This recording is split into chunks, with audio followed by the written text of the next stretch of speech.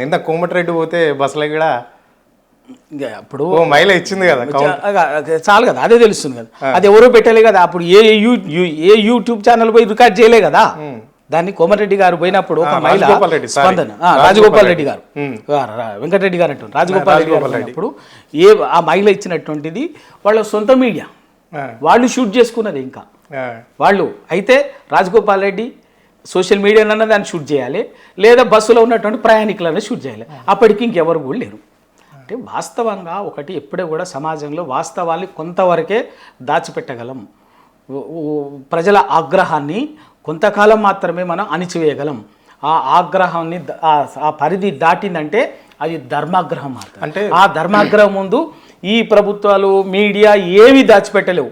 ఆ పరిస్థితి వచ్చిందంటే ఎట్లుంటుందంటే మన రేవంత్ రెడ్డి గారిని ఈ మూసీ బాధితులు, ఈ సుందరి కనిపోయిన మూసీ బాధితులు కానీ, లేకపోతే హైడ్రా బాధితులు కానీ మాట్లాడినటువంటి భాష, వాళ్ళు వెల్లడించినటువంటి తీరే స్పష్టంగా చెప్తున్నది. ఇక అంతకంటే దాన్ని కూడా ఎవరో పెట్టినంటే బాధితులు, స్వయంగా బాధితులు మాట్లాడినటువంటి భాషే కాదు. వాళ్ళు ఏం కాంటెంటు, ఎంత ఎంత ఎంత కడుపు మండినటువంటి వాడు, ఇల్లు గాలినటువంటి వాడు ఎటువంటి రియాక్షన్ ఉంటుందో ఆ రోజు వాళ్ళు కడుపు మండినప్పుడు వాడు గుప్త అందుకుంటే ఎట్లుంటుంది. తెలంగాణకు తెలుసు, తెలంగాణకు ఆ చరిత్ర ఉన్నది. తెలంగాణ సాయుధ రహితంగా పోరాటం ఎందుకు పుట్టింది? నిజాం రాచరికంలో రజాకారులు, ఈ భూస్వాములు, ఈ పెత్తందారులు, ఈ దోపిడిదారులంతా కూడా సామాన్యుల రక్తాన్ని, సామాన్యులని అణిచివేసి వాళ్ళని వెట్టి బానిసలుగా మార్చి వాళ్ళని అణిచివేసి వాళ్ళని కనీసం ఒక మనుషులుగా కూడా చూడకుండా అరాచకం చేస్తే దాన్ని భరించేంత వరకు భరించరు. ఇక భరించలేదనుకున్నప్పుడు అదే గుప్త అందుకున్నారు ప్రజలు. అదే రాయి దొరికితే వాళ్ళకున్నటువంటి పనిముట్టే ఆయుధంగా మలుచుకొని తరిమితే ఈ దొరలు, పటేలు, భూస్వాములు, పెద్దందారులు, దేశ్ముఖులు పారిపోయి పట్టణంలో వచ్చేసి ఢిల్లీలో ఉన్న పటేల్ను పట్టుకున్నారు. అంటే ఇప్పుడు రేవంత్ రెడ్డి కూడా అదే ఏమి ఇవాళ, ఎందుకంటే ఆయనే చెప్పుకున్నాడు ఒకసారి, నేను కూడా పటేలే, మా కొండారెడ్డిపల్లెలో మా తాతకు 1200 ఎకరాలు 2000 ఎకరాలు ఉండే, మా ఇంటి ముందు నుంచి పోయేటోళ్ళంతా కూడా చెప్పులు ఇడ్చుకొని పోయేటోళ్ళు, చెప్పులు ఇడ్చుకొని పోతుండేది అని చెప్పి చెప్పులు ఇడ్చుకొని పోయేది. మా ఇల్లు దాటిన తర్వాత, మా ఇల్లు రాగానే చెప్పులు చేతల పట్టుకునేది, మా ఇల్లు దాటిన తర్వాత మళ్ళీ చెప్పులు కాళ్ళకేసుకునేది, వంగి దండం పెట్టుకుంటూ పోయేది అని చెప్పాం. ఇప్పుడు ఆ రాజ్యాన్ని కోరుకుంటున్నాడు మళ్ళీ రేవంత్ రెడ్డి. అది తీసుకురావదలుచుకున్నాడు. దానికి కూడా తెలంగాణ ప్రజల దగ్గర తప్పనిసరిగా దాని కూడా సూత్రం ఉన్నది. మీరే కదే నయా రజాకార్ పాలన తీసుకురాదలుచుకుంటే ఆ రజాకారులనే ప్రపంచంలో శక్తిమంతుడైనటువంటి నిజాం రాజా, ఆ రజాకారులకు తొత్తుగా నిలబడి వాళ్ళని కాపాడినటువంటి నిజాం పైజా మూడగొట్టినటువంటి తెలంగాణ మళ్ళీ నువ్వు రజాకార రాజ్యం తీసుకొస్తానంటే ఊరుకుంటుందా? తెలంగాణ అన్నీ చూసింది. తెలంగాణ అన్ని రకాల అణచివేతలను చూసింది. ఏం చిన్న చిన్నది కాదు. ఈ భారతదేశంలో ఒక్కొక్క ప్రాంతంలో ఒక్కొక్క జరిగినటువంటి అణచివేత, హింసని ఒక్క తెలంగాణ సమాజమే అన్నిటిని ఎదురు చూసింది. 56లో ఏం జరిగిందో తెలియదా? నాన్ముల్క్ ఉద్యమంలో కాల్చేస్తే, దౌర్జన్యంగా మీరు కాల్చేసి ఆరుగురిని చంపేస్తే ఆగిందా? 69లో ఉవ్వెత్తెనగిసినటువంటి జై తెలంగాణ ఉద్యమంలో 1969లో 369 మందిని కాల్చి చంపి రక్తం బారిస్తే తెలంగాణ ఆగిందా? మీరే కదా ఇవన్నీ చేసినటువంటి. మళ్ళీ ఆ తర్వాత నక్సల్బరీ పోరాటం పేరు మీద చెట్లకు కాల్చేసి, చెట్టు పుట్టలు ఏది లెక్క పెట్టకుండా తెలంగాణ అడుగడుగు, ప్రతి చెట్టుకు, ప్రతి పుట్టకు, ప్రతి చెరువుకు, ప్రతి అడుగు, ప్రతి జాగా రక్తం బారినటువంటిది. ఇక్కడ ధిక్కారాన్ని, ప్రభుత్వాల పాలకుల అరాచకాలను ధిక్కరించినటువంటి నేల.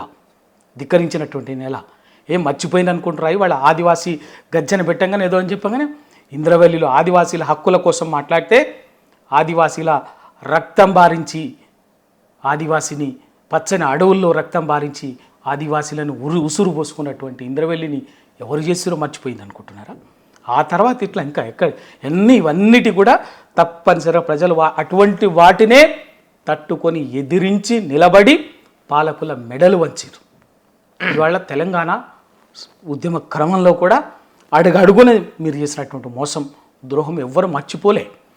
మీరు నిజంగా మోసం చేయకపోతే, ద్రోహమే చేయకపోతే 1200 మంది చావులకు తెలంగాణ రాష్ట్రంలో 2009 నుంచి 14 వరకు 1200 మంది చావులకు కారణం ఎవరు? మీరు కాదా? ఆ రోజు మీరు చెప్పినట్టుగానే 2014లో తెలంగాణ ఇచ్చుంటే తెలంగాణ 2009 తర్వాత కేసీఆర్ గారు దీక్ష అవసరం వచ్చేది కాదు. ఆ దీక్ష నేపథ్యంలో ప్రజలు రోడ్ల మీదకి వచ్చి ప్రతి పార్టీని ప్రతి నాయకుడిని తరిమి నిలబెట్టి తెలంగాణ తెచ్చుకున్నారు. ఆ క్రమంలో 1200 మంది త్యాగాలు ఊరికైనా రాసినటువంటి ఆత్మహత్యలు చేసుకున్నటువంటి ప్రతి ఉద్యమకారుడు రాసినటువంటి మరణ వాగ్మూలాలు ఉన్నాయి. ఆ మరణ వాగ్మూలాలు ఉన్నాయి. ఎందుకు మేము ఆత్మహత్య చేసుకుంటున్నామో తెలంగాణ కోసము, కారణం ఎవరో అని కూడా మీ పేర్లు రాసినటువంటిది కూడా ఉంది. ఎందుకు ఇవ్వలేదో పెద్ద మీరు దబాయించి ఏదో మాట్లాడితే చరిత్ర ఎక్కడ పోదు. ఆనవాళ్ళు చెరిపేద్దామంటే చెరిగిపోయే చరిత్ర కాదు. మీ ఆనవాళ్ళు ప్రజలు చెరిపేయకుండా చూడండి. అట్లా ప్రజాపాలన అంటే ప్రజల మనసు గెలుచుకునేటట్టుగా, ప్రజల మేలు కోరేటట్టుగా, ప్రజల సంక్షేమం ఉండేటట్టుగా, ప్రజల అభ్యున్నతి కోసం పనిచేయండి. ప్రభుత్వాలంటే ప్రజలకు భరోసా ఇచ్చేవి కానీ ప్రభుత్వాలంటే ప్రజల్ని భయపెట్టించి, ప్రజల్ని భయకంపితులు చేసి, ప్రజలకు కంటి మీద కునుకు లేకుండా చేసి పరిపాలించడాన్ని ప్రజాపాలన అన్నారు. అది అరాచకం అంటారు, నిరంకుశం అంటారు. అందుకేనేమో మరి మీరు మర్చిపోయినేమో ప్రజలు, మర్చిపోయిన ప్రజలకు మళ్ళీ ఒక్కసారి గాయాన్ని గుర్తు చేస్తున్నారేమో. ఇందిరమ్మ రాజ్యం అంటే ప్రజలు ఏమనుకున్నారంటే తెలంగాణలో వీళ్ళు మీరు చెప్పినటువంటి ఆ 420 చూసి ఇందిరమ్మ పాలన అంటే అబ్బా ఇవన్నీ చేస్తారేమో, పాప కేసీఆర్ గారు చేసిన దానికంటే ఇంత గొప్పగా చేసేటట్టుంది అనుకొని ఆశపడ్డారు. కానీ ప్రజలకి ఇప్పుడు అర్థమైంది ఏంటంటే ఇందిరమ్మ రాజ్యం అంటే 1975లో ఎమర్జెన్సీని తీసుకొచ్చి మాట్లాడేటటువంటి వాళ్ళని, రాజ్యాంగం హక్కుల గురించి మాట్లాడేటటువంటి వాళ్ళని, ప్రజల కోసం పనిచేసేటటువంటి వాళ్ళని, తప్పిదాలని ప్రశ్నించేటటువంటి వాళ్ళని గొంతులు నక్కడము, జైళ్ళలో పెట్టడము, బ్లాక్ డేస్ చేయడం అని చెప్పేసి చీకటి రోజులుగా మార్చడం అనుకొని ప్రజలకు ఇప్పుడు మళ్ళీ అర్థమైంది. అది బోధపట్టేది చేస్తే 9 నెలలనే. అన్న మీరు మలిదశ ఉద్యమంలో, తెలంగాణ ఉద్యమంలో ప్రముఖ పత్రికల పనిచేశారు. అంటే ఆనాడు కూడా ఇట్లనే జర్నలిస్టుల మీద కేసులు ఉండేదా? అంటే వాళ్ళ ప్రాథమిక హక్కులను కూని చేసే విధంగా ప్రభుత్వాలు పనిచేసినాయా? మరి ఈరోజు ఎందుకు రేవంత్ రెడ్డి ఇలాంటి నిర్ణయం తీసుకుంటున్నాడు? దాన్ని ఎట్లా చూడొచ్చు మనం? ఇప్పుడు సహజంగా ప్రభుత్వాలకు ఒక స్వభావం ఉంటుంది. ప్రభుత్వాలకి ఏంటంటే మీడియా అనేది, జర్నలిస్టులు అనేటటువంటి వాళ్ళు కొంత తమ పట్ల సానుకూలంగా ఉండాలి, కనసలలో పనిచేయాలనేటువంటి ఒక ప్రయత్నం జరుగుతుంటుంది. అది ఉంటుంది సహజంగా. ఎక్కడైతే కొంత అయినప్పటికీ కూడా జర్నలిస్టులలో కూడా ఏంటంటే ధిక్కరించేటటువంటి వాళ్ళు, సరే మనకి ఎందుకు వచ్చిలే, ఇక మనం కూడా ఒక మధ్యతరగతి జీవులం కదా అని ఒక సర్దుబాటు పోయి పనిచేసుకునేటటువంటి వాళ్ళు ఉంటారు. అయినా కూడా ధిక్కరించి పనిచేసేటటువంటి వాళ్ళు కూడా ఉంటారు. తెలంగాణ సమాజం ఎప్పుడు కూడా గుర్తుంచుకోండి, అన్ని రంగాల్లో ఏ రంగంలో కూడా అణచివేతని భరించేంత కాలమే భరిస్తుంది. ఆ అణచివేతకు హద్దులు మీరిందంటే భరించలేని స్థితి వచ్చిందంటే తెలంగాణ రియాక్షన్ అనేది మామూలుగా ఉండదు. ఆ రోజు నిజాం రజాకార్లలో ఉన్న షోయబుల్లా ఖాన్ని తెలుసు ఏంది, ఆయనకి ఎన్నో పత్వాలు ఇచ్చిండు, హెచ్చరికలు జారీ చేసిండు. నువ్వు ఒక ముసల్మాన్ అయ్యిండి, ఒక ముస్లిం అయ్యిండి, ముస్లిం రాజు నిజాం రాచరికం మీద నువ్వు నిజాం రాజుని తప్పుపడతావా, బదనాం చేస్తావా, దీన్ని వ్యతిరేకంగా వార్తలు రాస్తావా, నువ్వు మానుకోకపోతే చంపేస్తామని చెప్పిండు. దానికైనా సమాధానంగా నేను పుట్టుకరీత్యా ముస్లిం కావచ్చు కానీ నిజాం రాచరికానికి వార్త వ్యతిరేకంగా నిజాం రాజు తప్పులని ఎత్తి చూపడం అంటే ముస్లిం ప్రజలకు వ్యతిరేకంగా పనిచేయటం కాదు, గుర్తుంచుకోవాలి నేను అని చెప్పేసి తన వ్యాసంగాన్ని కొనసాగించు. ఎక్కడ రాజీపడలే, ధిక్కార స్వరాన్ని వినిపించు. అయినా కూడా ఇట్లా చంపినో తెలుసు. ఆ వారసత్వం నుంచి వచ్చినటువంటిది తెలంగాణ. ఇంకా పేర్లు చెప్పుకుంటూ పోతే అటువంటి ప్రతి సందర్భంలో ఇవన్నీ ఉన్నాయి. ఇటువంటి ప్రతి సందర్భంలో కూడా ఎప్పుడు కూడా ధిక్కార స్వరం వినిపించింది. ఇంకోటి తెలంగాణ ఉద్యమ క్రమంలో కూడా మీరు మాట్లాడినారు కాబట్టి ఉన్నటువంటి యాజమాన్యాలు ఆంధ్ర యాజమాన్యాలు కాబట్టి మీరు ప్రశ్న అడిగింది. మాలాంటి వాళ్ళని కొంత ఇబ్బంది అయినా కూడా అక్కడ ఉన్నటువంటి ఒక డెమోక్రటిక్ స్పేస్ని తీసుకొని అనివార్య స్థితిని కల్పించి తెలంగాణ కోసం పనిచేయటం కానీ, కొంత తెలంగాణకు వార్తల కోసం కానీ అనివార్యంగా కంపల్సరీ క్రియేట్ చేసినాం. అయినప్పటికీ వాళ్ళు వచ్చిన తర్వాత ఇవాళ అప్పటికి ఇప్పటికి పోలిస్తే వాళ్ళు అసలు అదొక ఉద్యమంలోనే దాన్ని మేము సహించలేనటువంటి ఇవాళ జరుగుతున్నది ఏంది? ఇవాళ కేవలం పరిపాలన, మీరు అధికారము రాజకీయం తప్ప ప్రజల మీద ఏం లేదు. ప్రజల సంక్షేమం అభ్యున్నతి అనేది మీకు ముసుగు మాత్రమే. మీ నేపథ్యం ఏందో మీరు అంత ఎక్కువ ఉన్నటువంటి వాళ్ళు ఏందో ఇప్పుడు ఇందాక చెప్పిన ఇవన్నీ కూడా ఎస్ ఇవన్నీ చెప్పిన రైట్. ప్రజలు మీకు ఒక అవకాశం ఇచ్చిండ్రు, ఒక పరిస్థితుల్లో, ఓ ప్రత్యేక పరిస్థితుల్లో ప్రజలు మీకు ఒక అవకాశం ఇచ్చిండ్రు. ఆ అవకాశాన్ని ఉంచి మీరు ప్రజలకు ఇచ్చినటువంటి 420 హామీల్లో మీరు నిజంగా యుద్ధ ప్రాతిపదికన చేయాల్సిన ఏంటి, కొంత తర్వాత చేయాల్సినటువంటి ఒక దీర్ఘకాలికంగా చేయాల్సినటువంటి అన్నిటి కూడా మీరు ఒక కేటగరైజ్ చేసుకొని చేసి ఒక నిర్దిష్టమైనటువంటి కార్యాచరణ ప్రకటించి ఉంటే బాగుండేది. దాని ప్రకారం చేసి ఉంటే అయిపోయిండేది. కానీ అవి ఏమీ చెయ్యకపోగా వచ్చిన మరుసటి రోజు నుంచే మీరు చేస్తున్న పని ఏంటంటే తెలంగాణ రాష్ట్ర అస్తిత్వాన్ని, ఆత్మగౌరవాన్ని, ఉరికి రాలే తెలంగాణ 6 దశాబ్దాలు పోరాటం చేస్తే తెలంగాణ వచ్చింది.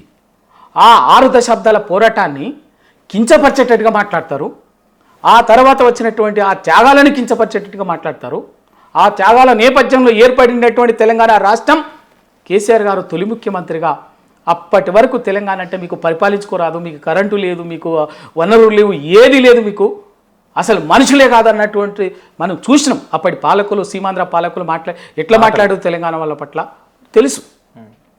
అటువంటి పరిస్థితుల్లో వచ్చినటువంటి తెలంగాణని ఒక చక్కబెట్టి ఒక నిర్దిష్టమైనటువంటి 9.5 సంవత్సరాల్లో ఈ దేశంలో ఎవరు ఒప్పుకున్నా ఒప్పుకోకపోయినా నిజం, సాగునీటి రంగంలో కానీ, విద్యుత్ రంగంలో కానీ, సంక్షేమ రంగంలో కానీ, ఏ రంగం తీసుకున్నా కూడా ఒక అద్భుతంగా ఈ దేశానికి ఒక తలమానికంగా తీర్చిదిద్దినటువంటి తెలంగాణ రాష్ట్రం కేసీఆర్ గారు. ఊరికేనా? ఆ రోజు తెలంగాణ వచ్చే నాటికి రాష్ట్ర బడ్జెట్ ఎంత? 2014-15 ఫైనాన్షియల్ ఇయర్లో ఇదే ఉమ్మడి రాష్ట్రంలో చిట్ట చివరి బడ్జెట్లో మొత్తం బడ్జెట్ 1,00,000 కోట్లు, 1,20,000 కోట్లు, 2 ఉమ్మడి రాష్ట్రానికి, అటు ఆంధ్రకు తెలంగాణకు. దాంట్లో తెలంగాణ వాటా ఓ 50,000-60,000 కోట్లు అయి ఉండొచ్చు. ఆ రోజు మీరు స్వతహా 70,000 కోట్ల అప్పులు ఇచ్చిండ్రు. ఇవాళ ఏదో పెద్ద పెద్ద పెద్ద మాటలు మాట్లాడుతుండ్రు, ఏదో మిగులు రాష్ట్రమని. ఆ రోజు కేసీఆర్ గారు మిగులు రాష్ట్రం అనే మాట వాడటానికి కారణం ఒకటి, ఇప్పటికే ఈ తెలంగాణ వ్యతిరేక శక్తులు, తెలంగాణ అస్తిత్వము, తెలంగాణ విఫల రాష్ట్రంగా మారాలనుకున్నటువంటి వాళ్ళు తెలంగాణని నిర్వీర్యం చేయాలని చూస్తున్నారు. కాబట్టి అందుకోసం ఏంటంటే తెలంగాణ ఒక అద్భుతమైన రాష్ట్రం, మిగులు రాష్ట్రం అని ఒక స్థైర్యం పెంచడం కోసం, ఒక పాజిటివ్ ఇమేజ్ క్రియేట్ చేయడం కోసం, ఇక్కడ వచ్చేటటువంటి పెట్టుబడిదారుల కోసం, మౌలిక సదుపాయాల కోసము, ఇంకా ఆర్థిక వనరులు, కొత్త ఇండస్ట్రీస్ను ఆకర్షించడం కోసము, వాళ్లకు ఒక నమ్మకం కలిగించడం కేసీఆర్ గారు ఒక అద్భుతంగా ఎంచుకున్న మార్గం పాజిటివ్ దృక్పథం. ఏమని? ఇదొక అద్భుతమైనటువంటి మిగులు రాష్ట్రం అన్నటువంటిది సెన్స్ వాడిండు. అటు సెన్స్ క్యారేజర్ దానివల్లనే ఇవాళ 9 ఏళ్లలో అందరిని రప్పించగలిగాను. అటువంటి 50-60 వేల కోట్ల బడ్జెట్ సంవత్సరానికి, వార్షిక బడ్జెట్ ఇవాళ నీకు అప్పచెప్పే నాటికి ఎంత? ఇవాళ 3,25,000 కోట్లకు వచ్చింది. ఎట్లా సాధ్యమైంది? 50-60 వేల కోట్లు ఉన్నటువంటి బడ్జెట్ ఈ 9.5 ఏళ్లలో 3 లక్షల కోట్లకు, అంటే ఎన్ని రెట్లు పెరిగింది? దాదాపు 5 రెట్లు పెంచింది. ఇవాళ తలసరి ఆదాయం దేశంలో అసలు ఎక్కడ లేనట్టుగా తలసరి ఆదాయం ఇవాళ తెలంగాణ తలసరి ఆదాయం. నిజం కాదా? ఇవన్నీ కేసీఆర్ గారు చేసినటువంటి గొప్ప అద్భుతమైనటువంటి ఒక ఆర్థిక వ్యవస్థని కానీ, మిగతా అన్ని రంగాల్లో కానీ దేశమే ఇవాళ అప్పటి వరకు వెనకబడింది, దీనికి ఏ దిక్కు దివాన ఉండనటువంటి దాన్ని ఇవాళ ప్రతి రాష్ట్రం తెలంగాణ ఆదర్శంగా తీసుకునే కాడికి తీసుకొచ్చింది.